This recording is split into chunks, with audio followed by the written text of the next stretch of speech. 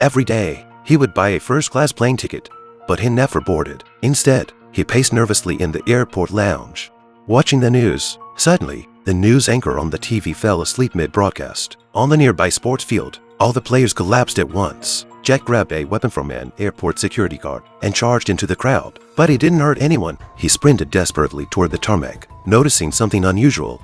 A flight attendant hurried to close the cabin door, but Jack managed to wedge himself in just in time. Despite the flight attendant's efforts to block him, Jack easily forced his way inside. When the passengers saw him enter with a weapon, chaos erupted, declaring he was there to help. He then threatened her to close the door, and she had no choice but to comply. Jack then stormed into the cockpit, pointing the gun at the pilot and demanding immediate takeoff. The pilot, unwilling to obey, saw an opening and grabbed the weapon, trying to wrest it away. A gunshot echoed suddenly, the passengers frenzy in terror. Inside the cockpit, the pilot clutched his face in pain. Fortunately, it was only a minor injury. Jack, growing more frantic, ordered the pilot to take off before sunrise. Under the threat of death, the pilot had no choice but to yield. Jack kept his eyes fixed ahead, only relaxing slightly as the plane finally lifted off. Jack was, in fact, a NATO Army major. He had accidentally overheard a top-secret meeting, learning that the sun had mutated. Exposure to sunlight would instantly kill all living organisms. To survive,